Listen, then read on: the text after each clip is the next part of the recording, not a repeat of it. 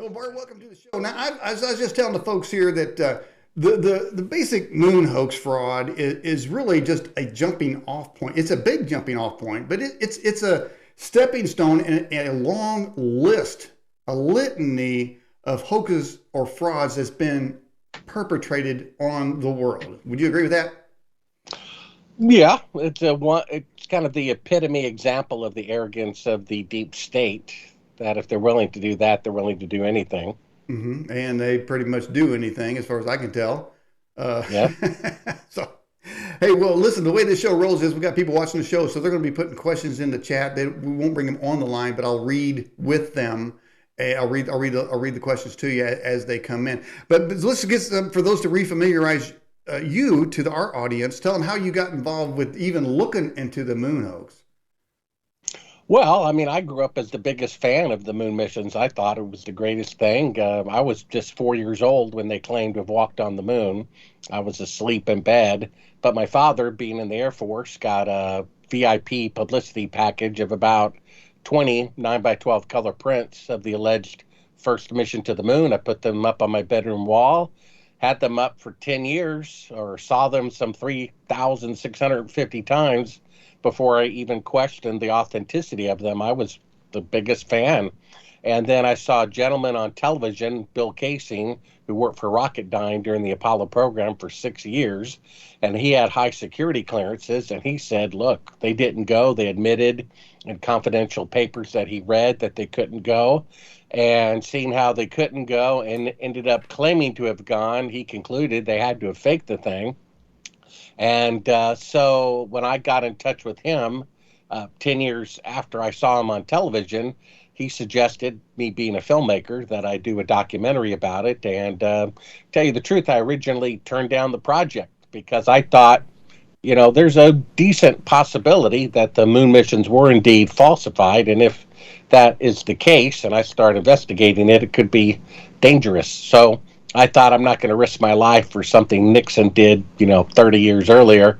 So I turned down the project. And then when I started reading the Bible about 5 years later, I realized, there is a right and a wrong, a good and an evil, light and darkness, truth and lies. And if they didn't go, that's really more profound of an event than if they had actually gone.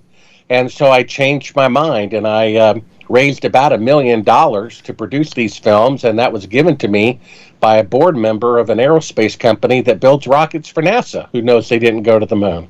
And he felt it was his patriotic duty to expose that. So I started producing. A funny thing happened on the way to the moon under the theory, maybe the moon missions were fake, and about halfway into the 7-year project, I popped in a tape that said, do not show to the public on the screen.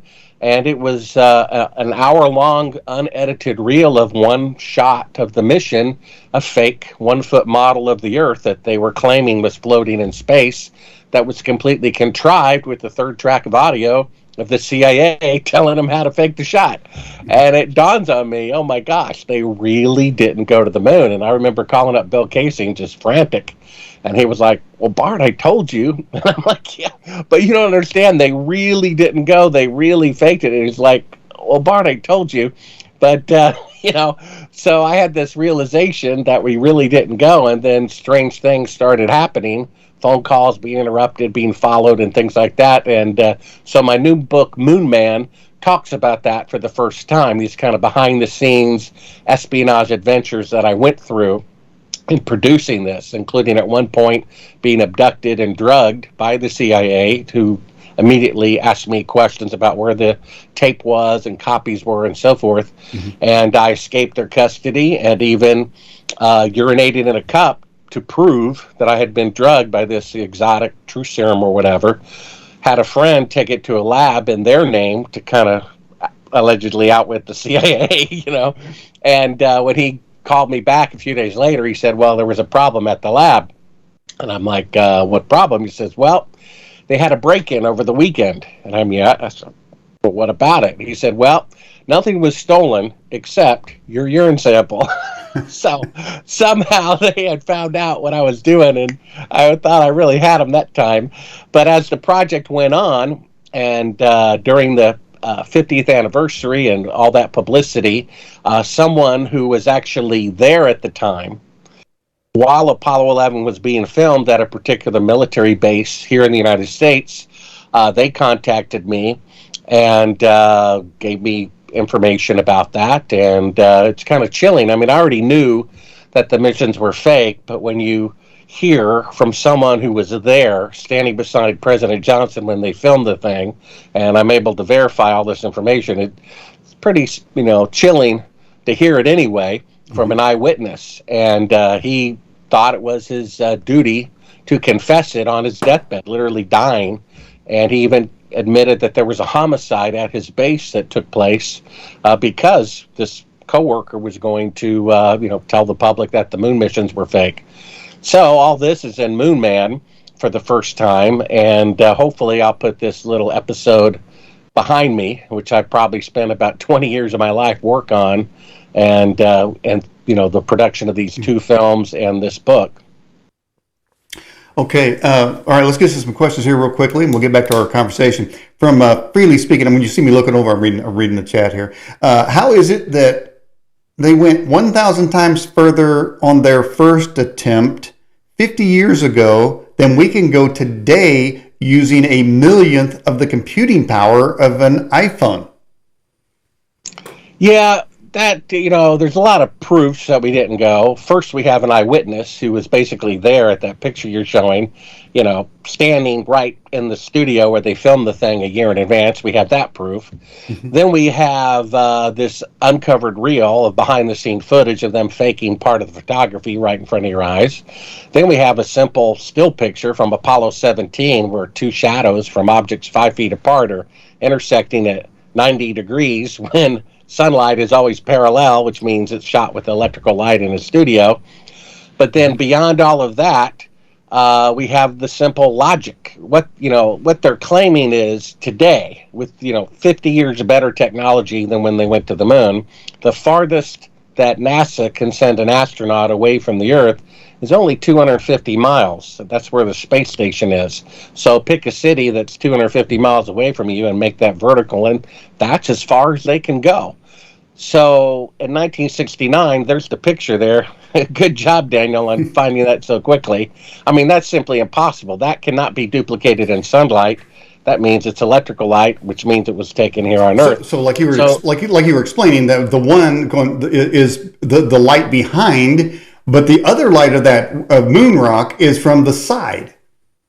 Yeah, I mean, the sun is about 93 million miles away, so it's going to cast shadows in the same direction over an entire continent or over the entire moon. There's a parallel picture to kind of show what that looks like. It says parallel sunlight. There's one with two telephone poles there. And you can see that sunlight cast shadows that always run parallel with one another. This light is so close, I mean, like 10 feet away, from the object here, that one person standing on one side of the light cast a shadow at 12 o'clock, this alleged astronaut, and then a rock about 5 feet away, because it's on the opposite side of the light, the electrical light, it's casting a shadow at 9 o'clock. I mean, it's just impossible for this to take place in sunlight. That's 100% proof right there. We didn't go to the moon. And then deductively, if today, in 21st century technology, they can only send an astronaut 1,000th the distance to the moon, what they're saying is that they had 1,000 times greater technology 50 years ago than they do today. It's never happened in the history of the world. When Lindbergh flew across the Atlantic in 1927, 10 years later, thousands of aircraft were flying across the Atlantic, 100 times more, complicated than his aircraft. And when they blew up the atomic bomb in 1945, just 10 years later, atomic bombs were 1,000 times more powerful. So if they could go to the moon on the first attempt with 1960s technology that had 1/1,000,000th the computing power of a cell phone, 10 years later, we'd be on Mars, and now, 50 years later, we'd be in another solar system, and there'd be bases all over the moon. For the first time in world history, technology has gone backwards. But that's impossible, which means the first event wasn't genuine. It's like me saying, Daniel, I did, cold fusion, and then you say, show me. I say, well, come back in 50 years. And 50 years later, I say, well, I can't show you either. But believe me that I did it 50 years ago. I mean, that's what they're saying. Mm-hmm. Scientific principle says when a milestone breakthrough scientific accomplishment happens, it has to be independently verified and duplicated. And that's never happened. So if someone said, they made a car 50 years ago that could go 50,000 miles on a gallon of gasoline, but today their best car can only go 50. Mm-hmm. Would you really believe their claim? Because that's what they're claiming. They're claiming they could go 1,000 times farther into outer space 50 years ago than they can today. That makes no sense. No, I like that because I've never heard it put it that way, that technology is going backwards. That's sort of funny, but in a kind of weird way. All right, let's get a couple more questions for you, Bart. From Rose says, Bart, what do you think about David Icke and others saying the moon itself is fake?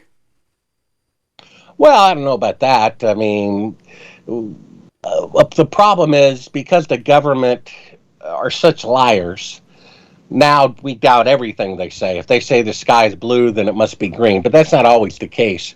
I did a little research, and I like to kind of uncover the original meaning of words.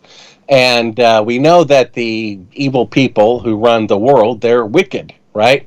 So the root word of wicked is actually candle wick. And I didn't know this, but if you look at a candle wick really closely, what appears to be one strand is actually two woven together, which is truth and lies. You see, if they lied all the time, then you just believe the opposite. Every time what the truth was. But sometimes they tell the truth, sometimes they lie. They wove it together. These people who think, well, then everything they say about science and the Earth and the moon must be a lie if they lied about this. I don't buy into that. I suspect the moon is solid. I suspect it's less dense than they believe it is, meaning instead of having 1/6 of gravity, they probably should have had about 1/10 gravity because it has no iron core. It's not hollow, but it's a lot less dense. So gravity is based on density, not size. Therefore, they probably should have been able to leap about 2 stories off the ground. And as you can see from a funny thing happened on the way to the moon, all I did is hit double the speed, and you see they're using slow motion, and yet it's very convincing. Mm-hmm. Even that fake shot that you can see in the film of the fake blue Earth, if you only showed the best 10 seconds that they showed to the public, it looks very convincing. Mm-hmm. But we have the behind the scenes showing them rigging the model and showing how it's all fake. Mm-hmm. And unfortunately, this is the way that it is. When I popped in that tape that said don't show to the public, and I heard the CIA on a third track of audio telling them to create a fake radio delay as if they're further away from the Earth than they really were. They were in Earth orbit the whole time.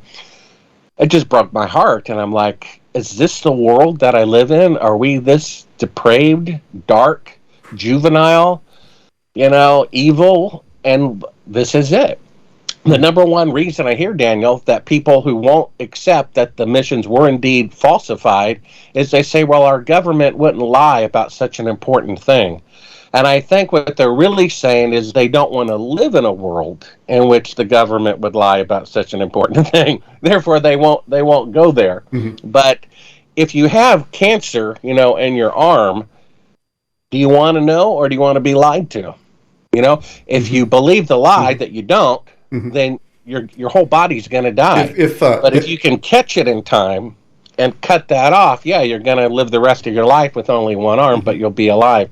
That's the state of our government. We have to admit that we faked the moon landing. We have to cut that off. And mm-hmm. it will be embarrassing. The stock market will go down. The dollar will go down. But if we don't, then these gangsters who run our country mm-hmm. will continue to do so. And it will get worse and worse and worse for all the people of this nation and really the world. Mm-hmm. All right, everybody, for just tuning in to watch the program, we got Bart Sibrel on the line here. We're talking about being lied to, I guess you could say. You might say we're using the moon hoax as a jump on. By the way, Bart, I got a note in the chat. Somebody said that the word hoax is getting people banned now.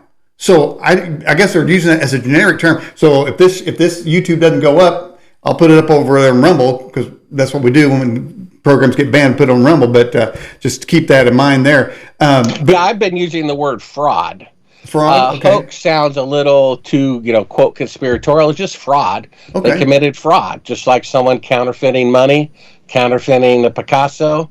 They counterfeited this scientific accomplishment. And many Nobel laureates have done the same and given their prize money back because they got caught. Okay. People do cheat to win. Happens all the time in Las Vegas. So people bluff and poker, and that's what our government did. They made it a goal that they couldn't accomplish, and so they bluffed to get the Soviets to back down and for us to appear to be more sophisticated than we really were. What I've always said, Bart, if I'm in the prison, if I'm in a mental prison generated by the system, at least I want to know I'm in there. But most people don't even want to know they're in there. So if you can't do nothing about it, I'd rather know I can't do nothing about it, but at least I know where I'm at, right? You know, you talk about people can't receive, they can't release things because they don't want to know that the government would ever lie to them. But getting to the whole idea of conspiracies, or is that another word? Frauds. I'm going to use that one now. So it goes like, and just quickly, I was just jotting it down. So JFK, one shooter, magic bullet went 7 different ways. 9/11, you got 18 hijackers and found a guy's wallet, and they were on the front page the next day. All of them were on, okay, whatever. First time 3 buildings collapsed. Most people think there's 2. You know that. Oklahoma City, there was 1 guy, although there was video evidence of 3 guys in a truck. And so, there were bomb sniffing dogs the day of, and people didn't show up to work. Trump, Russia, election of 20. This thing here, all these things have been right now. And like I said, if you've ever seen this program, I have something called Raining Points at the beginning of the program. It starts at 8, and then the guest comes at 8:30. But in between, we have segments. But I was saying that every system out there right now that told us all these same truths to make us believe what they're wanting us to believe are telling us now that Putin is the devil. And I'm just telling people, just hold on because if the system, if education, military, government, religious, whatever, news, media, are all saying the same thing. They all said, those same people said we went to the moon, just pointing that out. So we just need to just wait a minute and think about this. That's all I'm saying. Yeah, I mean, there are really more significant things. Even, I'm sorry for what's going on over there. I have business associates in Kiev, and it's terrible that it's going on, but in the big scheme of things, about the great crimes that are occurring worldwide simultaneously and with coordinated effort, what's going on in Kiev is a small thing comparatively. This current event going on that's been going on for 2 years and virtually coercing, blackmailing people into taking a medicine that's never been used on humans before for an illness that people don't even have. I would say that's a much more significant event. When our country, invades democratically elected countries, it's perfectly fine. But when someone else does it, it's terrible. You mentioned when we get attacked first, it's a sneak attack. But when we attack first, it's a preemptive strike. It's like, well, which is it? When the Soviets waterboarded and the Japanese waterboarded American citizens during World War II, when we won the war, we executed them for doing it. Now, when we do it, it's perfectly fine. I mean, so, what's going on here? So, unfortunately, the United States is not a godly country. It's not an honorable country. If it were, they wouldn't be faking the moon landing, would they? I mean, no. You have 3,000 architects and engineers who risk their reputations, for saying that it's physically impossible for an airplane to bring down a steel-framed skyscraper. It'd be like throwing a pencil through a screen door. Look at the Oklahoma City bombing. That huge explosion took away half the building, and it still didn't collapse. Ever think about that? Right. How could one airplane cause a skyscraper to collapse when a building that has the whole front blown off still stands? And then there's and building 7 just wipes out. Building 7. Most people don't even know about that. No, they don't. It's boggling. Building 7 is the shadow picture that you have of the rock and the astronaut, because it's And I noticed in your video, you said, this is a defining picture. You don't need to go much further than this. There's 2 light sources there. And yeah, and the same thing. All you need to prove, that 9/11 was a conspiracy is Building 7. You know what I mean? Mm-hmm. They're claiming an airplane brought it down, which it couldn't, but let's just give them that. Okay, mm-hmm. But then what about the third building? I asked people in the military, what about Building 7? They're like, what's Building 7? Right. That's how much the media controls people's minds. Yeah, I always have fun. The mind. I always have fun with that question when I'll say, how many buildings went down? Every time I'll get 2. Every single time I'll get 2. Mind-boggling. But you mentioned that you were looking into the Bible, and one of the scriptures that you actually have scriptures in some of your videos there. One of them was Matthew about the truth will come out. But Putin several years ago spent $500 million rebuilding churches in Russia, and they don't allow a lot of crap to go on with their kids. And in our country, for the last 2 years, and especially at the beginning, if you went to church, you would be arrested and fined. So when you're making comparisons, just saying, that's all I'm saying. America's pretty much a big hypocrite. I mean, we're the only ones who ever used weapons of mass destruction against civilians, mm-hmm. the 2 atomic bombs in World War II. And we have more nuclear weapons than every other country who has them combined. Mm-hmm. And yet when, Iran wants one, it's somehow, illegal against international law when we have thousands of them. We have the right to blow up people, but they don't. I mean, I don't understand what that's all about. Not that it's not a good idea to have as few of those as possible and to negotiate, bribe, whatever, another nation into not developing them. I think that's fine. Mm-hmm. But you can't forbid them. I mean, that's just not fair. Mm-hmm. And just being a big hypocrite, So I don't understand why a war in Afghanistan would cost $1 billion a day for 18 years when World War II, we were fighting the very well-equipped Japanese and the Germans simultaneously, and it only took 3.5 years. Mm-hmm. And now we have all this great technology. So you think wars would shorten with all the great technology. So why this, war in Iraq or Iran or wherever they want to claim it's going on, why it took 18 years boggles my mind. It shouldn't take that. Taking trillions and trillions and trillions of dollars we're spending on other people's nations when there's potholes everywhere I go, and schools are under-equipped, and we spend more money, it seems like, on other nations than our own. Mm-hmm. What's that all about? All right. Okay, let's get to another question for you. This is from Peter from Australia. Do you think that Stanley Kubrick helped to fake the moon landings, as Jay Weidner contends in his film Kubrick's Odyssey? Well, that's who I would have chosen. I mean, we know that the missions were fake, so they had to have somebody in charge of the fake photography. So they could have asked the media director at the Pentagon and got good security and amateur results, or they could have asked the best filmmaker on the planet, got the short-term benefit of good-looking pictures and worry about his security later. That had to have been the choice. And what a coincidence, Stanley Kubrick is making a film at the same time about going to the moon.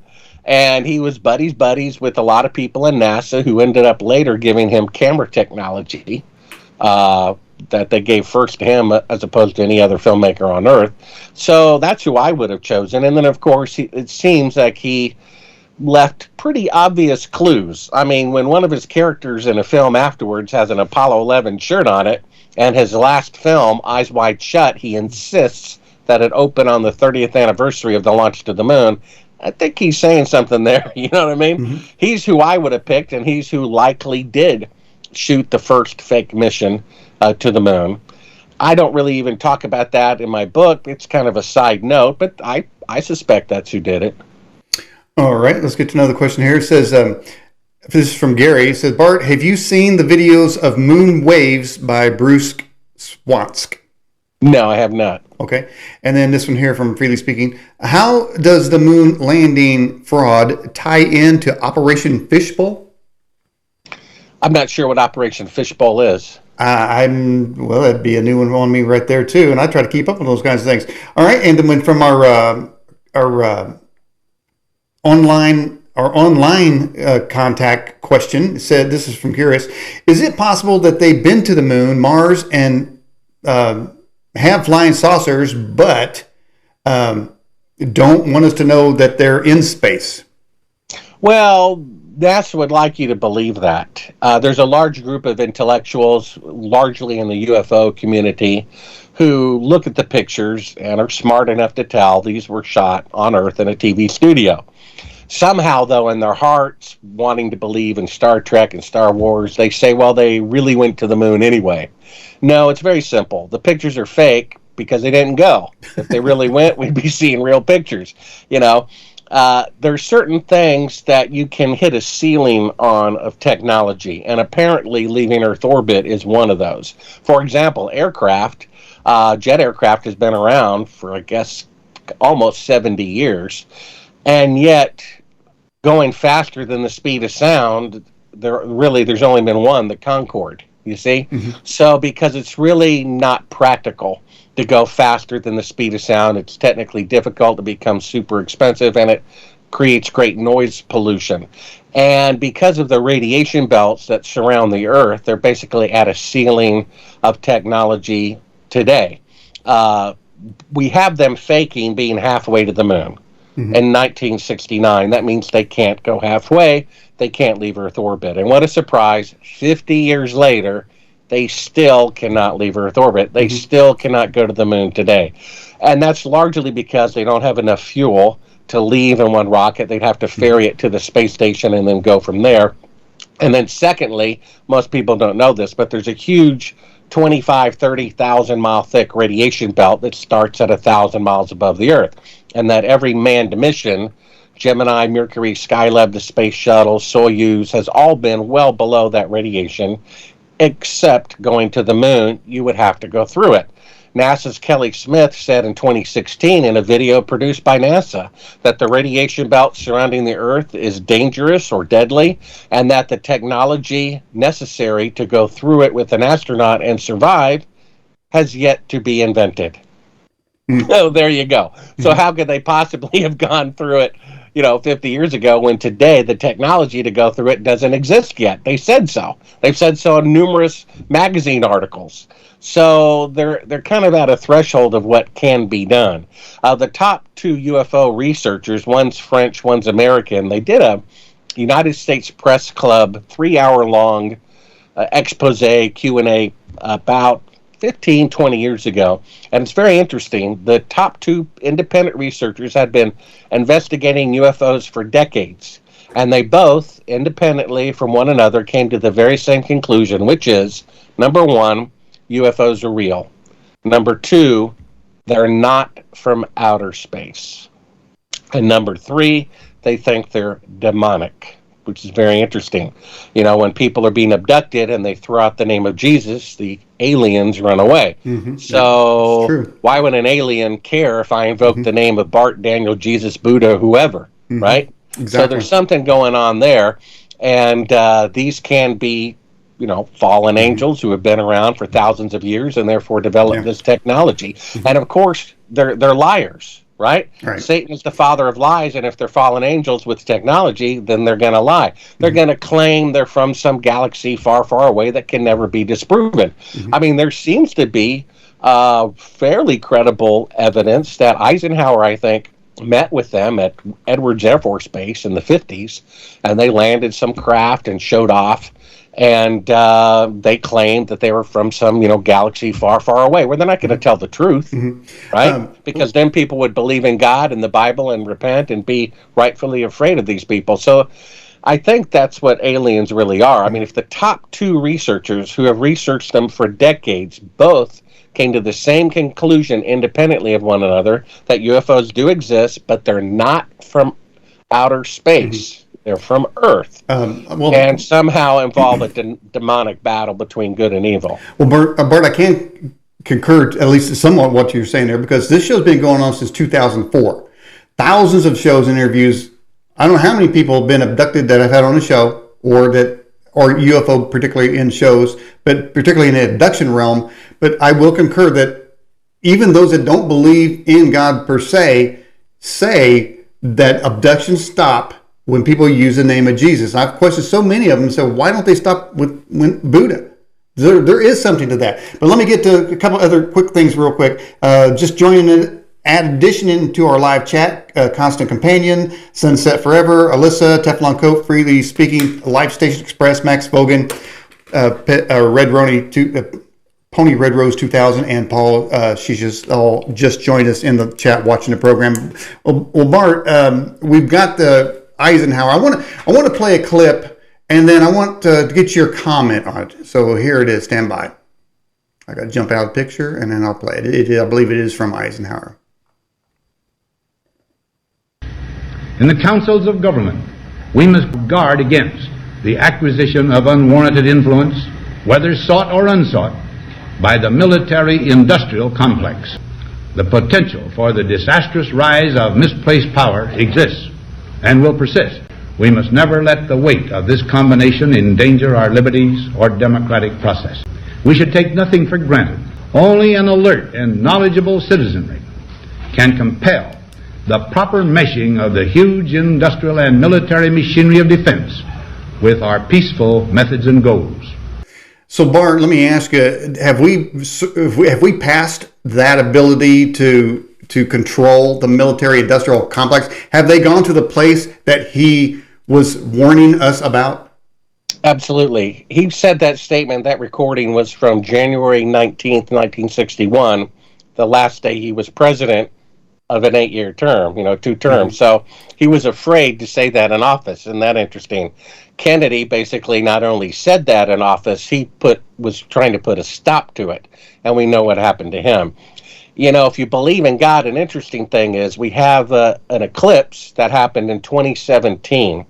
And it happened over Nashville, Tennessee, which has the largest pagan statue in the United States of America. Isn't that interesting? And then it's going to happen again in 2024. A total eclipse will occur, and its epicenter is Dallas, the point of no return, I believe, for the United States government. Mm-hmm. They never showed the Zapruder film, but 3 days later, Dan Rather got on the air, and he said, well, just trust me, let me describe it for you.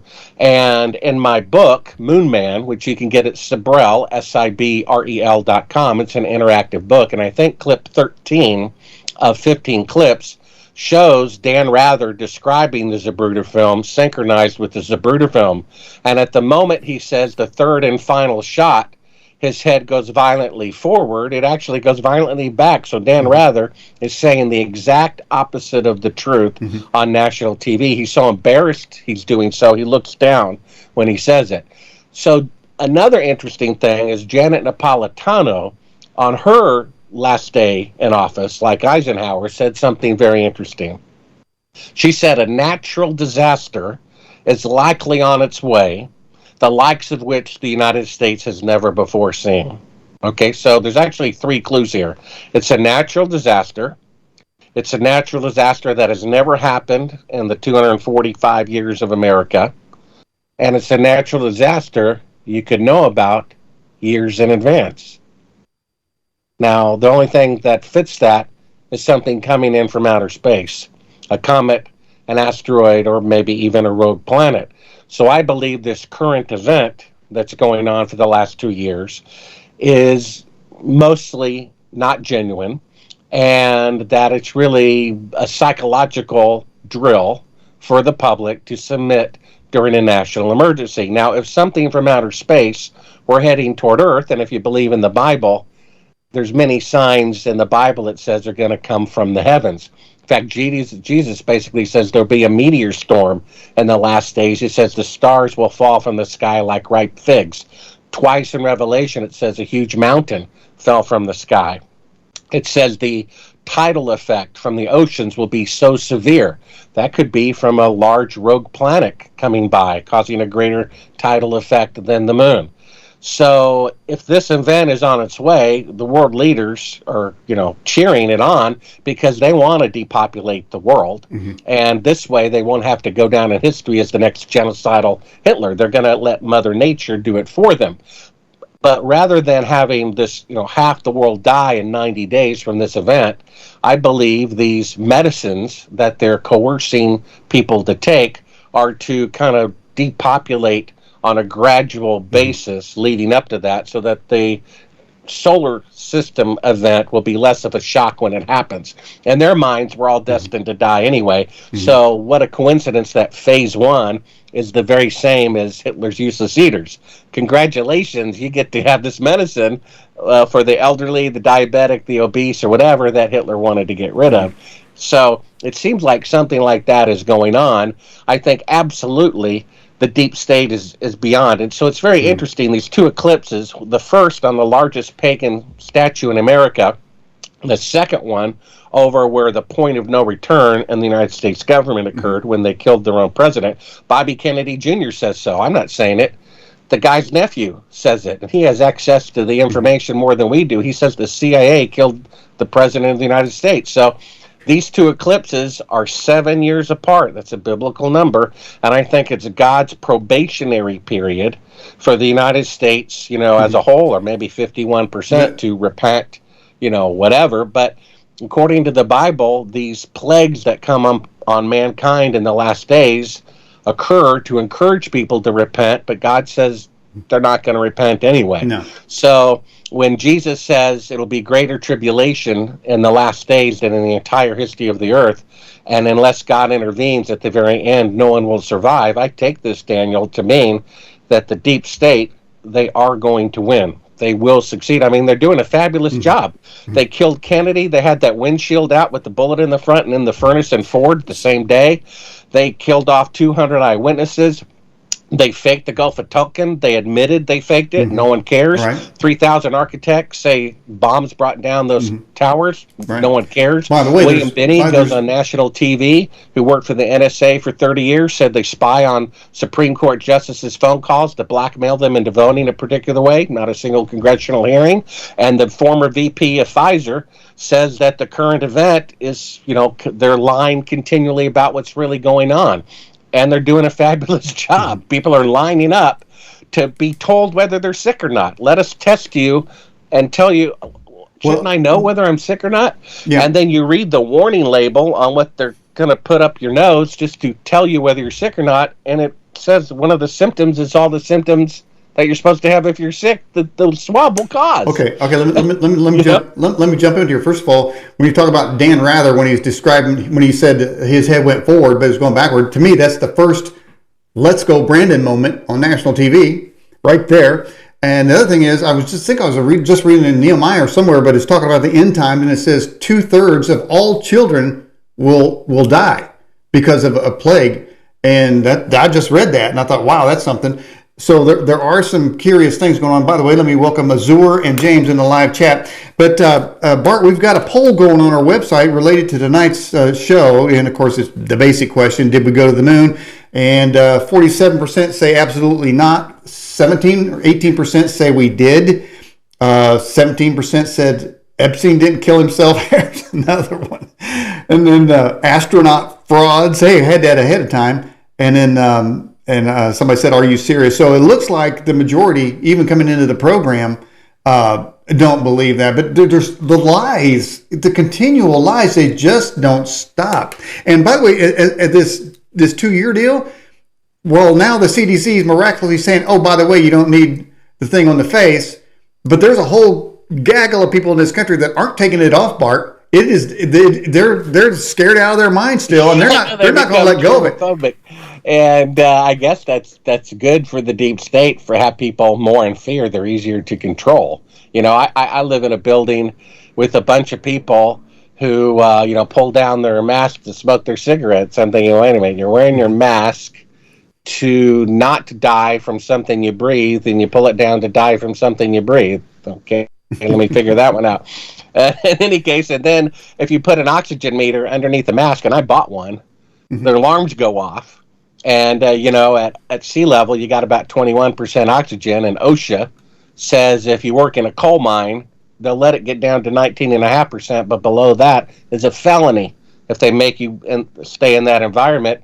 And yet when I put an oxygen meter under a mask, it goes down to 17%, 2.5 points below a coal mine. You know what I mean? So making you wear that thing at 17% oxygen is a felony. And yet it's a federal requirement to wear it, and it's a federal law that says it's illegal to make you wear it. So which one is it?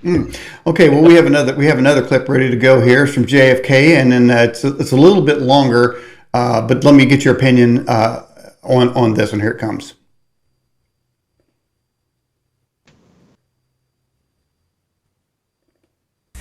The very word secrecy is repugnant in a free and open society. And we are, as a people, inherently and historically opposed to secret societies, to secret oaths, and to secret proceedings. We decided long ago that the dangers of excessive and unwarranted concealment far outweighed the dangers which are cited to justify it. Even today, there is little value in ensuring the survival of our nation if our traditions do not survive with it. And there is very grave danger that an announced need for increased security will be seized upon by those anxious to expand its meaning to the very limits of official censorship and concealment. For we are opposed around the world by a monolithic and ruthless conspiracy that relies on infiltration instead of invasion, on subversion instead of elections, on intimidation instead of free choice, on guerrillas by night instead of armies by day. That I do not intend to permit to the extent that it's in my control. Well, right there are so many things said in that, Bart. Go ahead and see if you can recap that. Well, this is one of the things that he was killed for. It's like Pfizer, wants to have 70 years to release the data that proves that it's safe, their product. And they've already been fined over $4 billion by the Justice Department for making fraudulent claims in the past against their product. And they say, and this time, no, it's perfectly fine, but we don't want you to see why it's safe for 70 years, long after you're gone. I mean, that should, tell people something. Then the whole JFK thing. I mean, if Oswald killed Kennedy, then they should have opened the files the day that Oswald was shot, by Jack Ruby. The fact that they're, have to be sealed for 55 years, and then the law to allegedly release them is so lame. I don't even know why they bothered writing it.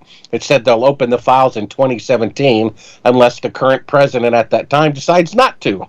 It's like, why even bother writing a law like that? And the CIA was created by Truman, and he said it was the biggest mistake of his entire presidency. He says they become their own nation, basically. They go in and assassinate people, which is supposed to be, the job of the army to, make war.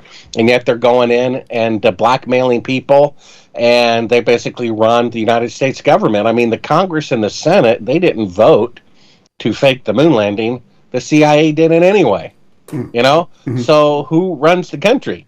I think when Carter was president, George Bush Sr. was CIA director, and you know the story. He called him up and said, "Give me all your files on UFOs." Right.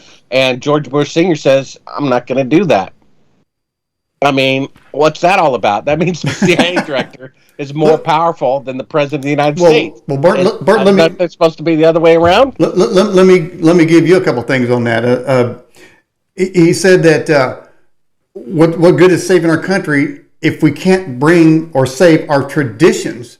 Now, in the last 2 years, 3 years, every tradition in America has been mocked, scoffed at, statues being torn down, history being rewritten. Every holiday is deemed racist, from Christmas to Thanksgiving. I mean, those traditions are gone. He talked about the increased security, saying you need more security. Well, you need health security. What freedoms are you willing to give up for your health security? Then he talked about official censorship. Well, there's plenty of that going on around now, though. We got the government telling big tech who to ban. Anybody that doesn't agree with them. Then it says something even weirder, talking about that the monolithic worldwide conspiracy will subvert elections. And then he talks about guerrillas by night, and I'm thinking, is that Antifa? But so subverting elections, man, it's almost prophetic. Everything that he said in his speech, like Eisenhower, is pretty much where we're at. Well, yeah, I mean, the country is at a point of no return, unfortunately. I believe it's only going to get worse rather than better. You may have noted on some alternative media outlets, someone discovered, I think it's a government contractor statistic corporation called Diego. They did a report in 2017 about projected GPA and populations of various nations around the world. And they had the United States originally at a population around 60 million people in the year 2025. When it was discovered, they updated that to 75 million. And then when more people found out about it, they updated it to 90 million. But that's still, somewhere between a 68% and an 85% reduction in the U.S. population in the next 2.5 years. Mm-hmm. What's going to happen? You know what I mean? What have they got up their sleeve? What do they know that we don't know? Mm-hmm. And, this is the world that we live in. It's only getting worse, and it's going to get worse before it gets better. And the people who run the world, they did a fabulous job faking the moon landing, killing Kennedy, doing 9/11, and doing the current event for the last 2 years. Mm-hmm. So I can't see any force on earth stopping them. It's going to take divine intervention. No, I agree with you on that. Back in the day when Osama bin Laden, what's that guy's name? Obama. Anyway, he wanted to turn NASA, and he probably did, into what he called an Islamic outreach facility. I remember that thinking, what in the hell does NASA have to do with Islamic? Of course, he was also saying that they were there at the beginning and the founding of the country. So I'm just pointing that out. But now we have, I just saw a blurb the other day, I don't know if you caught it, it said NASA's now saying that they're going to put a woman of color on the moon in 2025. Are they going back to the moon, Bart? Well, first it was 2024, I guess because it's a woman and she's going to take more time getting ready. So they decided to give her another year.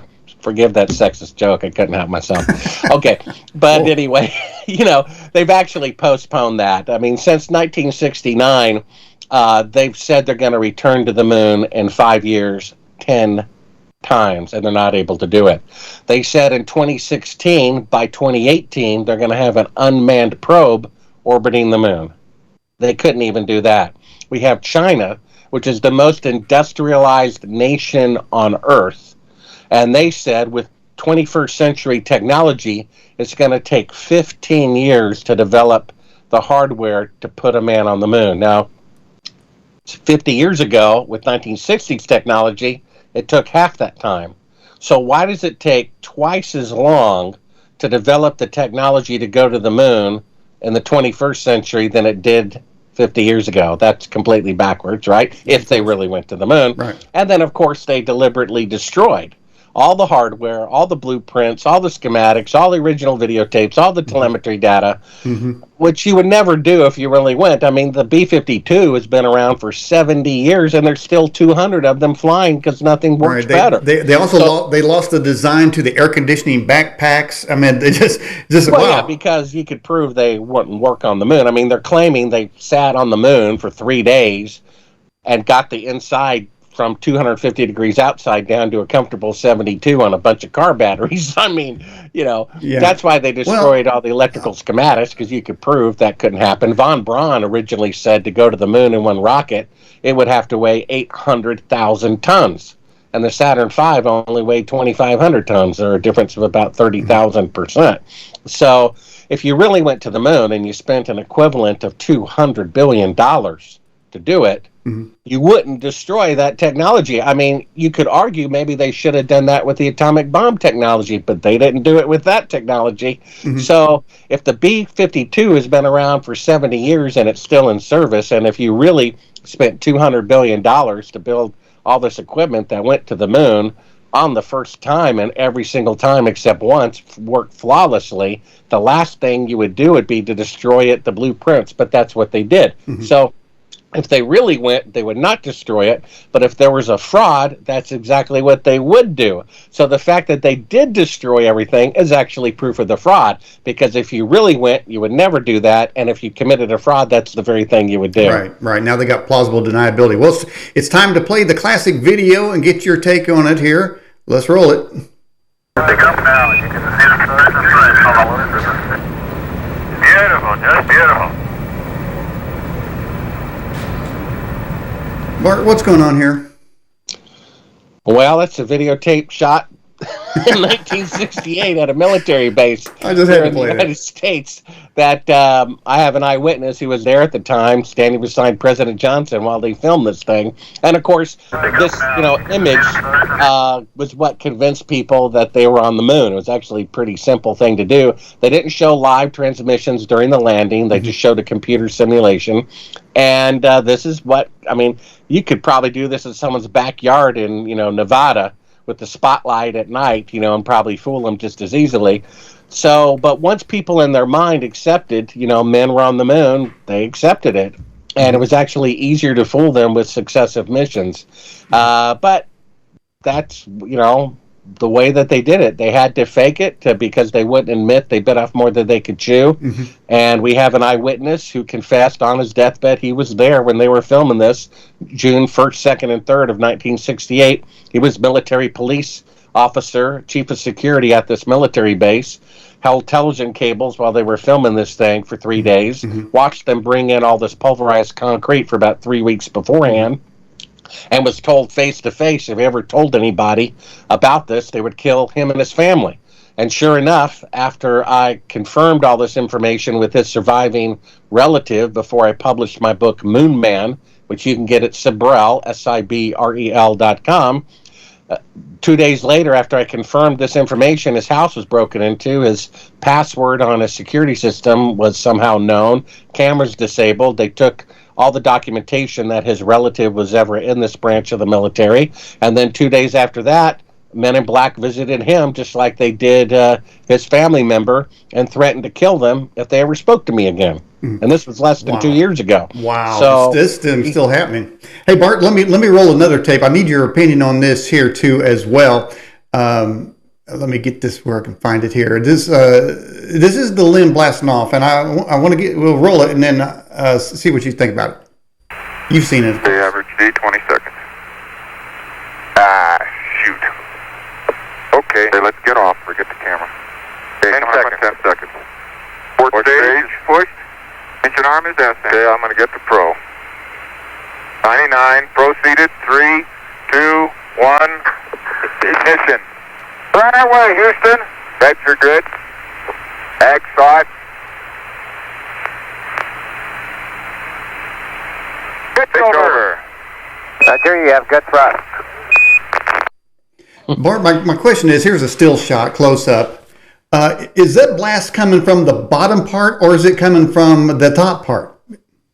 Well, I have no idea. I mean, it's a model they're using, and with the radio delay, the idea that someone from NASA could follow the thing up when they couldn't get a real signal in real time, that's completely illogical. Which is my second question. Who is running the camera? That camera, they said, supposedly was been remote controlled. That means the instant they move the camera switch, wherever, at NASA, whatever, mission control, that camera moved. Is that even possible? No, I don't see how you could do that with the camera delay. I mean, the radio delay is about 4 seconds, and then they don't even take this into account. Going through all the analog telephone relay equipment, the delay probably would have been as much as 8 seconds. I mean, even today, if you're watching CNN and they're talking to somebody who's not on a green screen and actually in Iraq or whatever, you say, how's it going there? 1001, 1002, 1003, it's going great. So you can imagine that's with the latest digital equipment, and that's only halfway around the Earth. They were really going to the moon and back with that radio delay at light speed, plus going to equipment that was, 100th the speed that we have today. There would have been a heck of a delay. So the idea that camera, remote controlled from NASA, could have followed the thing up exactly on the moon with all that delay, that's just not possible. Right. And now, then, go ahead, but I'm watching the limb go up here in the frame by frame. There's no blast there. So this thing is supposed to have a somewhere there's supposed to be a rocket on the bottom of that thing that's going up, and it's going to hit the mothership in a miraculous rendezvous. It's just going to, really? Well, that's what they claim. I mean, like I said, all of NASA, the entire control center together had about 1/millionth the computing power of a cell phone, and so this little vehicle here had much less than that. The command module is allegedly orbiting the moon at somewhere between 3,000 and 4,000 miles an hour. So this thing has to go from 0 to 3,500 miles per hour and perfectly synchronize with that equipment. And if they're off by more than 1/10 of a second, they would die. So how they got that synchronized to 1/10 of a second with 1/millionth the computing power of a cell phone is beyond me. Mm-hmm. It's a miracle. And then just look at Elon Musk. I mean, they're allegedly landing that thing, vertically on the moon, right? Right. With 1960 exactly. computers, right? Mm-hmm. Elon Musk, in the controlled environment of Earth, he blew up a rocket 5 times in a row trying to do the same thing with computers that were 10 decades newer. Exactly. And probably 1,000,000 times faster and multiple. That had one computer. The lander had one computer. Elon Musk, each rocket going around that, rocket trying to land vertically had a supercomputer. So all 5 of them are synchronizing, working simultaneously, trying to get that thing to land. And it couldn't land the first time. It blew up. Second time blew up. Third time blew up. Fourth time blew up. Fifth time blew up. I think it landed vertically, if it wasn't animation, the 6th time. And that's 50 years after they went to the moon. It took 6 times to land a rocket vertically on the controlled environment of the Earth. But somehow, with 1/millionth computing power, they could do it the very first time, every single time. Mm-hmm. Wow, you're exactly right on there. Mexico Explained says, Bart, why was Johnson present at the filming? Well, that's a good question. I guess he just had morbid curiosity. A lot of people don't remember, but he was eligible to run for re-election in 1968, and he refused to do so. The Democratic Party said they were going to nominate him anyway, and he said, I will turn it down. Now, that's never happened, I don't think, in the history of America, that a president who could run for re-election, did not. Maybe one other time. And so my belief is he knew they were going to fake the moon landing. And who knew that would work? I mean, maybe you get caught. So imagine if he had run for re-election, knowing the next term, they were at the very beginning of it, they were going to fake the moon landing. And if you got caught, being from Texas, where all that NASA, hardware was, that'd be a big embarrassment. So I don't think he wanted to have anything to do with that hot potato. So he just, said, no, I'm not gonna be president during the faking of the moon landing. No. Pass on that one. Give that one to Nixon. Mm-hmm. But he was there. I guess he just had morbid curiosity. I mean, just like if there are aliens at Area 51, why not land Air Force One? They'll show them to me. Right. Why not? And he had the same curiosity. He thought, well, let me see this thing. Let's see how it looks. And what was George Bush doing at the library at the grassy knoll? All right, let's get to. Well, yeah, and to tell you the truth, the base, and you'll have to get the book Moon Man in order to find out what base it was. But that base used to have on their website, President Johnson, visited us on such and such a date. And when I started confirming, and the relative of the person who was there started confirming all this, they took it down from their site. That he was actually there at the time. So, but he was. All right, let's get a couple more questions for you. Freely Speaking says, was NASA created to use as a limitless bank for the construction of a luxurious deep underground base for the Illuminati? Well, they are misallocating funds. There's no question about that. I mean, a moon rover, I guess in today's dollars, is probably about $100 million, and they had fewer parts than a Jeep. So, yeah, they're obviously, it's a cash cow, and they didn't even leave Earth orbit, right? Mm-hmm. So all the equipment that they bought to leave Earth orbit, land on the moon, and all that stuff, they never used, and it didn't even have to work. So they made a ton of money off of that, and what a coincidence. All this is going on during the Nixon administration, during the Vietnam War, where Congress said, okay, you can go into Vietnam, but we forbid you to go into Laos and Cambodia, which there's evidence that they did anyway. So where did they get that money from? Hello, they got it from the Apollo program. Here's what I've always said on this program, that they might, and the Georgia Guidestones, and who knows what secret handshakes they got, and Bohemian Grove and Illuminati, New World. all these people, if they plan on depopulating the planet and it's through some military thing or whatever, and some World War III type of event, and they're all planning on going down in those bases they've got under D.C. and Denver Airport and everywhere else, and the trains going underneath there, super fast trains.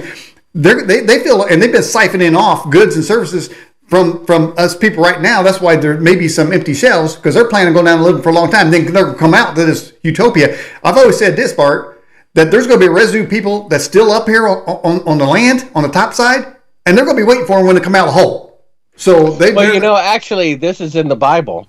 In the book of Revelation, it says the kings and the men of the earth went into the ground to escape what is coming upon the earth. So that indicates to me God's instrument of the tribulation could be a comet, asteroid, or rogue planet, because it says they're going into caves and holes in the ground, and as you know, they opened Cheyenne Mountain. The most disturbing thing of this, is these shenanigans that our government is doing, faking the moon landing and whatever else. We're paying for it. A third of our taxes go to the federal government, and so they're actually taking our money and killing us and deceiving us with the money that we give them.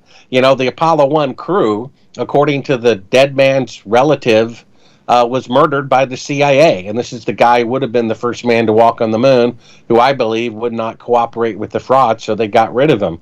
So the money necessary to assassinate them by the CIA, and this is not my opinion, his widow says he was killed by the CIA, that money, came from the taxpayers. So the taxpayers are paying for their own deception and the murder of their brethren. This is why the truth about the moon landing has to come out. Otherwise, these criminals who are running the government, they're just going to keep on doing it. Right. This picture for everybody looking, watching this. These are three of the most excited astronauts. Just got back from the moon. Right, Bart? Well, for me, excitement. Daniel, the aha moment that they really didn't go to the moon was that footage, which I show, and a funny thing happened on the way to the moon of them faking being halfway to the moon with a 1-foot model of the Earth. But about 1 out of 5 people says it's this expression. These are the expressions of the men who just returned from the moon and survived. They look like they're at the funeral of their mother. So why do they have that expression? It's because they're disheartened that they're having to lie about the allegedly greatest accomplishment of mankind. They feel, pitiful for having to do such a thing, but they're doing it anyway. If you look where Neil Armstrong, the man in the middle's hand is, right over your right shoulder, you see there's a little TV monitor there, and he's being prompted on what to say. Now, wait a minute. If these two guys are the only guys who have ever walked on the moon, why do they need to be prompted with answers as to what that experience was like? Exactly, and that is right here. Yep, that's it. Right there? Mm-hmm. Yep.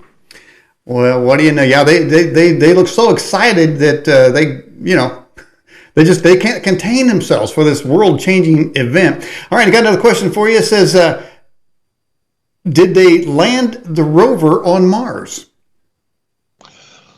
Well, the 1970s probes to Mars, which, were only a couple of years after Apollo, there's some of that looks suspicious to me, and some of the current photographs that they claim came from Mars look suspicious to me. I mean, these are the people who faked full-body pictures of an astronaut on the surface of the moon multiple times with rovers, with landers, with backgrounds, with rocks, with mountains, and the whole thing was faked, with photographic compositry. So, yeah, I'm not sure when they claim there's a rover on Mars if it's really there or not. Who knows? Maybe it is, maybe it isn't, but they certainly can't be trusted. Well, we have another video here, too. Now, this is obviously taken on the surface of the moon. I'm going to step off the left now. Well, this is a fake of a fake, unfortunately. What do we got going on here? This is somebody doing a satire of the first walk on the moon, and then a spotlight comes down and hits them. But it's somebody making fun of the fact that they faked going to the moon. It's not real footage that NASA claims was on the moon, but it's another filmmaker just kind of pointing out either his belief that, yes, the moon missions were fake, or maybe making fun of people who know the truth. I don't know. Right, but it's not real footage, but it's showing that it could be done. Right, How sort easy of in it a would be Stanley to do. Kubrick type It of looks way. very similar, doesn't it? Yeah. So all right, and then so we have him jumping off here, and certainly all. But that's the kind of some of the frauds, Bart, that have been given to the public are so outrageous and such gaslighting. They must laugh when people agree with them and believe it. Well, I called up. Not only did I get the name of the military base where Apollo 11 was filmed, the dates it was filmed, I got the code name for the project that Johnson actually came up with. And then I was also given a list of 15 people who were there at the time. And I actually called up a couple of them because some of them are still alive. And I spoke with Gene Kranz, who was flight director during one of the Apollo missions.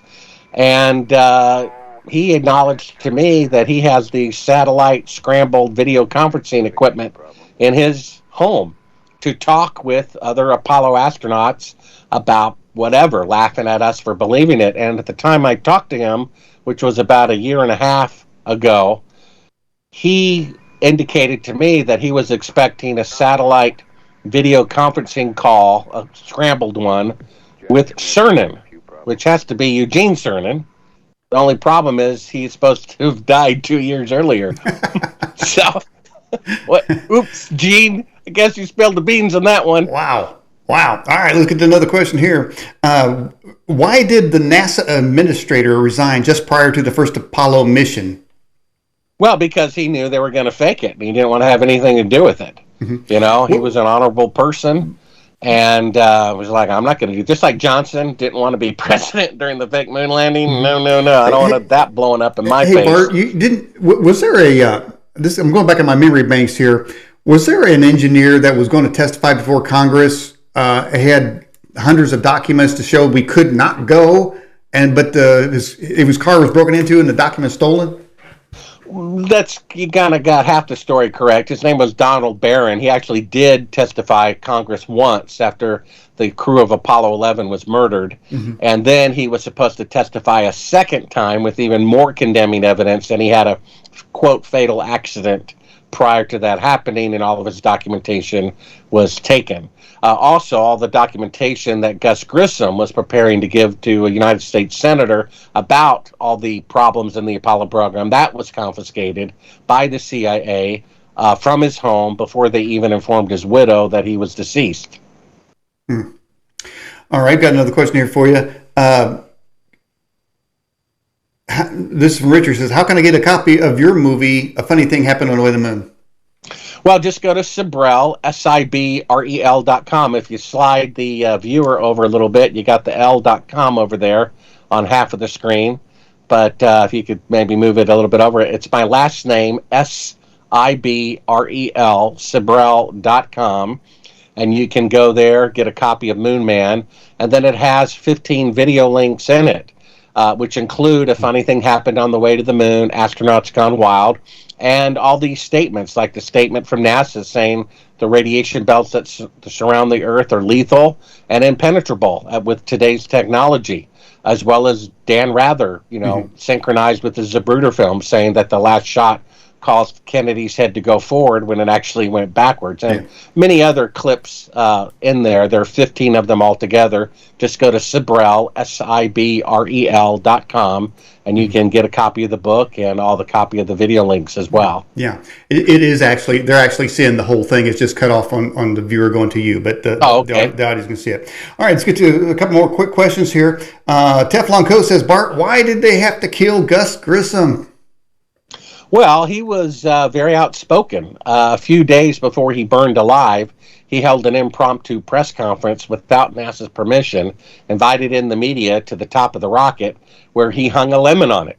Basically, he said, This machine to go to the moon is a lemon. And this was said so by the guy who was supposed to be the first man on the moon. So this really embarrassed the people at NASA and the Pentagon, and this is when they started plotting, how do we get rid of this guy? He saw things that just didn't make sense, schedule slippages. He said they were 10 years away from going to the moon, not 2. And my source at NASA Bill Casing, said as soon as one department would become proficient, they would shuffle everybody out and bring in new people so that no one would actually get a clear picture of the overview of how one department really worked, so that it was easier to fake people who were actually there into believing they went to the moon. Even the computer controllers sitting there in the heart of mission control during the actual flight to the moon for the first time were kicked back watching television like the rest of us, and they admitted afterwards that they could tell no difference whatsoever between a simulation and an actual flight. In fact, Gus Grissom's last words before he burned alive a fire that, according to his widow and son, was set by the CIA, he said, look, we're having a hard time on a wired intercom talking between two buildings. I can't hear you. He said, how are we going to get to the moon when we can't even talk between two buildings? And then moments later, he was dead. He told his wife the day before he died that the CIA, for the first time, was all over the launch pad messing with the rocket. And then what a coincidence. The next day he's dead. There seems to be a lot of coincidences on those type of issues there. All right, let's get to another question here. This is from Peter from Australia. How was a video of Buzz Aldrin being interviewed by a girl named Zodi at the National Book Festival in D.C.? He admits they never went. Yeah, I guess he just made a slip of the tongue there. You know, you can watch it, and sure enough, he says, because we didn't go.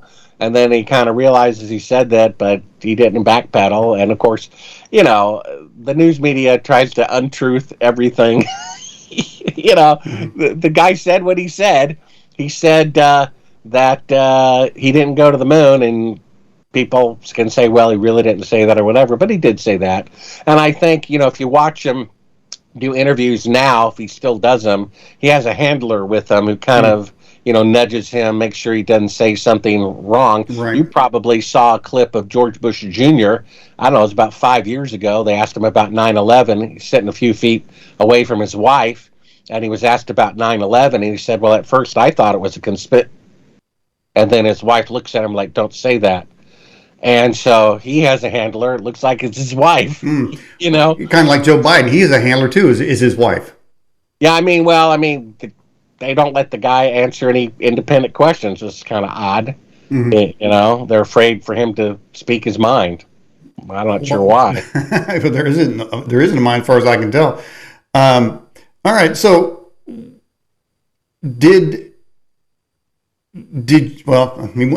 you got punched by Buzz Aldrin. How'd that all turn out?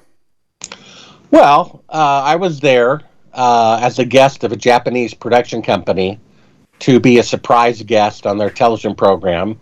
This was after the production of A Funny Thing Happened on the Way to the Moon. I had the idea, I guess, the following year from maybe watching TV programs as a kid where people like Perry Mason, they swear in the Bible in court. I said, why don't we just ask these guys to swear in the Bible that they walked on the moon? So I tracked down 8 of the Apollo astronauts and asked them to swear on the Bible. In this particular case, Buzz Aldrin refused to do it. He told me privately at another time that he didn't because he believes in God. So he didn't swear in the Bible because he believes in God, if you follow that, because he didn't want to lie. He didn't want to dishonor a vow to God swearing on the Bible. You know, if I really walked on the moon, then anyone saying otherwise would be like throwing a feather at me, you know? I would find it hysterically funny. I mean, if I walked on the moon and someone thought otherwise, I was like, are you okay? I'll swear on 2 Bibles. 3? You okay? You feeling okay? You need any water or anything? Right. You know? And so if someone said I didn't, it'd be like throwing a feather at me. So why would anyone become violently angry for throwing a feather at them? But what it really was is like walking up to him in front of his wife and saying, oh, your mistress says hello. Plans to see you tomorrow night at the hotel. Then he gets really mad because I really am revealing something. And that's the case. He has this entourage, you know, who think he walked on the moon when he didn't. I point out with photographic evidence that he did not. In fact, in Astronauts Gone Wild, which was filmed before the punch scene, I have him set up with the TV monitor, and I show him the fake footage which he shot. And he says, oh, well, this makes you a real famous person for having discovered this. Well, how could I become famous if I'm wrong?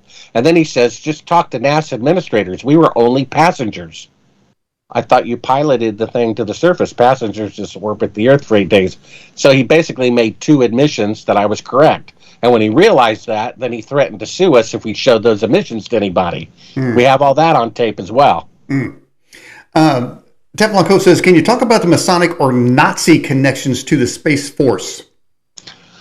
Well, the rocket designer was Wernher von Braun, who our own State Department says, had he not died when he did, he was almost about ready to be indicted for war crimes. As you know, there were still Nazi hunters going wherever and finding Nazis in their 80s and 90s who did war crimes, and to this day still trying to bring them to justice. And so our own State Department said, von Braun was about to be indicted for war crimes for overseeing the death of potentially hundreds of people who worked in his rocket factory. He basically built a rocket that could go from France and hit London, somewhere in London, which was pretty advanced for 1943. And but that would just hit randomly. So he basically killed lots of civilians in England. And so he could be held accountable for that as well. So they basically brought him over here under code name, I think it was called Paperclip, right, and said, look, you do what we tell you and you won't go to jail. And so he was a good rocket designer, and so they picked him to design the moon rocket. He said, okay, it's going to take a rocket that's going to weigh 800,000 tons to carry enough fuel to go there, round trip nonstop. And then Kennedy said, let's go to the moon by the end of the decade. And he's like, only way we can do that is if I claim you don't need an 800,000 ton rocket, only a 2,500 ton rocket. And so he recanted on his math by 30,000% in 3 days. So either the guy's so inept, how could he possibly go to the moon, or he's lying, therefore how could he possibly go to the moon? So either way, math is math. 2 + 2 = 4. If it mathematically takes, he said the first time, the figures speak for themselves. They're mathematically irrefutable. It will take 800,000 tons worth of fuel and hardware to reach the moon nonstop. And then when Kennedy says we'll go to the moon, he says, well, okay, I changed my mind. It's only going to take 1/30,000th as much weight. All right. Getting near the end, let's get a couple more questions in here. Well, for one thing, somebody says you're very brave to come out with this information. And you've been attacked and attempted assassinations. And what keeps you going, Bart? Well, like I said, I originally turned down the project because I thought, maybe they didn't go to the moon. And if I start overturning these rocks, it could be dangerous. So I turned it down. I wanted to have a wife and family. And then after I read the Bible 5 times from cover to cover, I realized, there is a right or a wrong. If they didn't go to the moon, that's more profound than if they'd actually gone. And if that's the case, this is an important truth for mankind to know. I realized I'm going to die anyway, so I might as well die for a just cause. When we filmed An Astronaut's Gone Wild, I think Edgar Mitchell, and showed him, like I did with Buzz Aldrin, the fake footage, he turned beet red and threw me out of his house, threatened to shoot me, says he doesn't, hit people, and then 5 seconds later, can't even not lie for 5 seconds, hits me from behind. And in all that commotion, I leave a wireless microphone on him, and my cameraman in all the commotion leaves the tape recording in the back seat of the rental car. So unbeknown to us at the time, we were recording private conversations in the guy's house with the door closed. And so about 3 months after that, the secretary of the film does a transcript of it and calls me up frantically and says, do you know what they're talking about privately in their house before you turned and came back and got the microphone? I'm like, no, what are they saying? She says they're talking about calling the CIA to have you assassinated. And I'm like, oh yeah, that's very funny. She says, no, Bart, I'm being serious. I said, yeah, that's really funny. She says, Bart, you're not listening. They're talking about calling the CIA to have you assassinated. Wow. Now, if they really went to the moon, and I'm some silly person who thinks otherwise, why would you have to call the CIA to have me killed? Unless, of course, they really didn't go to the moon, and I'm a journalist uncovering it with lots of evidence. And that ended up being the case. And then secondly, why does an Apollo astronaut have, the CIA, at the top of his Rolodex that he can call up and ask for people to be assassinated unless the CIA was, inertly involved in the alleged moon missions. Well, we got Lindsey Graham calling for a world leader to be assassinated. Yeah, you better watch out, because I don't know if you noticed this, but I believe we're living in the last days, and I think that's the reason that a lot of people, for example, and you've seen them, go on national TV saying anyone against getting this medicine for an illness you don't have, anyone who's against that is terribly stupid, and they drop dead shortly thereafter. That's happened numerous times. So, you know, Lindsey Graham, God help us all, probably claims to be a Christian, and the Bible says to love your enemies. And so when he wishes somebody dead, you better be careful, because in the last days, God's going to make examples. And, you know, the last video of my 15 that are linked in the book is a song I wrote, and I actually do a lyric about that. The Bible says that a curse that someone, you know, throws out against someone that is undeserving will boomerang and hit them. And sure enough, his son was the one, the astronaut's son was the one who first suggested that I be assassinated. And because I'm, you know, investigating a true crime of his father's, that boomerang landed back on him, and he died at the age of 26 of cancer. So I would be concerned in the last days, watch my tongue, you know, Lindsey Graham, about wishing that, because when I heard that, I thought, with all these other deaths happening right after people say, you know, these injections are good, and they get one and they don't survive. It's amazing. Bart, it's really amazing you saying that, because you just read about mine. I've seen, I don't know how many times somebody was bragging about they got the third one, and the next day they're dead. I mean, it's like, but nobody, they can't put, they won't accept the fact that they made a decision that caused that, and the people around them, they get protected by their family and say, well, it had to be something else. So let me ask you something, though, kind of getting toward the end here. So we've got this world event happening here. It looks like right out of the book of Revelation. And we've mentioned Russia a couple times. And now we're talking about the moon fraud. Wouldn't Russia know for sure that we didn't go? Isn't it something that they would know, say that, and stuff about the Hunter Biden and that all that in the Ukraine? Couldn't they be blackmailing our country right now because they have that information of what the truth really is and are threatening to release it unless we keep buying their oils, just say? Yeah, those are, you know, two, you know, lame arguments why the moon missions must be real. One is it involved 100,000 people. How could you keep something secret from 100,000 people? Well, first of all, the atomic bomb involved 100,000 people, and only 8 knew what they were making. And you can't think that the CIA is so stupid to tell the guy at NASA making the glove or the door or the boot, hey, we're really not going to the moon, but don't tell anybody. That's like saying what the bank teller knows and what the CEO of the bank knows about the integrity of the company are identical. They're completely not. And then so to say that Russia and China, you know, they would have blurted it out, not really. I mean, that would be like me having a picture of a world leader with a prostitute. I could give it away free to the press, and that's it. Or I could blackmail them year after year, year after year, year after year. And that's what they're doing. China knows the moon missions are fake. They teach it in university. They teach it in high school and their curriculum that the moon missions were fake.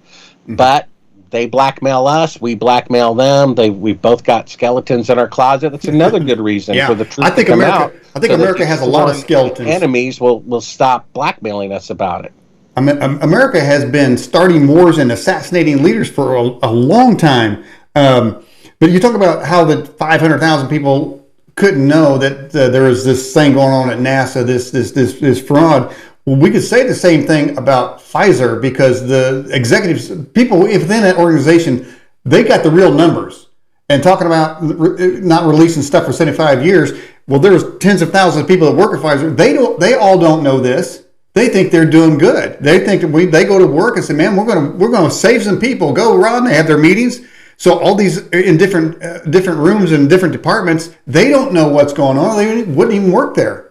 Yeah, that's true. A controller at NASA admitted that he could tell no difference whatsoever between a simulation and a real flight. He said, I'm just reading data off of a screen, and the data looks identical when we rehearse going to the moon and when we really go to the moon. He says, I can't tell the difference. So if a person in the heart of mission control at NASA can't tell the difference between a rehearsal moon landing and a real moon landing, then I don't think anyone can tell. And there's only 3 eyewitnesses. I mean, there's no independent press coverage in outer space or the moon. Whatever TV pictures we get, we assume they're truthful. And unfortunately, that was a bad assumption. All right, well, we're near at the end of the broadcast, Bart. Let's go ahead and check our poll, see where we're at now. Looks like it's pretty much remained the same. We've got 47% say we did not go to the moon. 18% says, of course we went to the moon. Hopefully they're not wearing masks, but that ties right with Epstein didn't kill himself, so I don't know how. Yeah, but that's basically 2.5, almost 3 to 1 difference. It is the truth. That is 3 to, yes, it's about 3 to 1. Yeah, let me tell you this, Daniel, before we go. About 5 years ago and before, like when I did Coast to Coast for the first time, I got 2,000 emails in a day.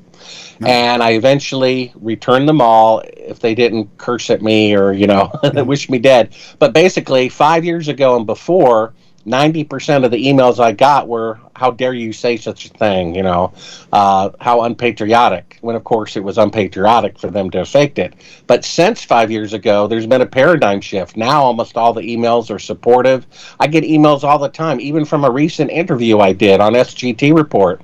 They were on the fence about whether we went to the moon or not until that interview. Nice. So people's eyes are opening up, and more people are becoming aware. And this is why, even though the moon landing fraud killed the fewest people of all the government shenanigans, it's the most significant if the truth comes out to implementing change, because it's so tied into with people's emotions.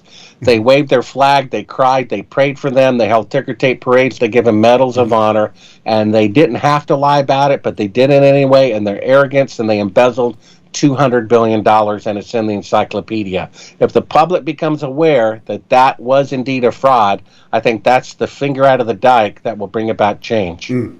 Well, I tell you, by now people should realize that things are not as they seem. Everything should be questioned. Even Eisenhower said we need to question everything that we're being told, and all the whole system now is telling us how evil Russia is. We just need to maybe look at that and say, well, what else have they told me? It's incremental that people are coming out of their shell and disbelief and accepting the fact that we are being gaslighted constantly, because like you said, talk about, it's almost like a curse. In fact, for a while I had something up called the Trump curse, and Bart, I had a list. There were so many people that would say something against Trump. They would have accidents, they would die. It's like I couldn't believe it, so I started keeping a list, and I thought, man, I took it off the website because the list got so long. I thought, well, that's going to trigger somebody out there, but it just kept coming back. So there's something supernatural going on here. There's something in the heavens that's going on. It's more than just Putin and Ukraine. It's more than the moon hoax. There's an overarching thing, and I think you've got it right. It's in the Bible. But I think it's because we're in the last days. We are in the last days. The heat is turned up on everything. And there'll be more examples of this. It says in the Bible that in the last days, many children of God will have dreams and visions about the last days. And I think these examples that happen to people who say one thing and are rebuked openly about it, that they will become more prominent in the last days. They are. I mean, I've never seen anything like it before. So we all got to be careful. We've all got to repent. I feel sorry for the people who are running the world in the evil way that they're doing it, because they will gain the world but lose their soul. Unless you get eternal life in the next life, you're a failure. And the way you do that is simply turn yourself in. Turn yourself into your maker, read the book that he wrote on the rules for a godly life, and do your best. He'll forgive everything you've done wrong in the past, and even forgive as you're trying to do what's right. But you have to repent, confess your sins, and stay faithful to the end, and then you get to live forever. It's a pretty good deal. And I would say to the viewers watching this show, if you haven't repented of your sins and asked Jesus Christ into your heart, then there's some really tough days ahead for you. So there is some avoidance there. God said he will protect his own, and we don't know how all that's going to play out. But Bart, just finally, we're talking about this kind of turnaround thing. We got, think of this. Biden, there's a video out there, Biden said, unless the Ukraine fires the prosecutor looking into his son in Burisma. He's not going to give him $1 billion. Then we have Trump was impeached for a Ukraine call. Now we have Ukraine looks like going to be involved with World War III here. It just seems that's all tied in. That is what was done in the dark has been brought to light, and the Bible says that plainly. What's done in the darkness, it will be just broadcast. And so all these things are continually to happen. As I said, if you haven't accepted Christ by now, man, there could be a fiery furnace waiting for you. Hopefully not. Accept him now. Turn to God. And Bart, I appreciate you and your testimony. I mean, it sounds like it changed your life too as well. Any final thoughts? Well, the moon missions were indeed falsified, and that tells you something about the state of the world, because putting a man on the moon is allegedly the greatest accomplishment of mankind, and they didn't do it. Just like the Tower of Babel was done to build a building taller than anybody else's to boast to the nations around them, that's the same thing about going to the moon. The Tower of Babel was never finished, and the mission to the moon never took place. And that's the world that we live in. We live in a fallen, dark world. So you want to make sure, before you die, you're on the right side of God so that you can live forever afterwards. Amen to that. Amen. Well, Bart, I appreciate you coming back on the program. Can we have you on again sometime? Sure. Just let me know. All right. I appreciate you so much, Bart. Stay safe out there, brother. All righty. You too, Daniel. All right. Bye-bye.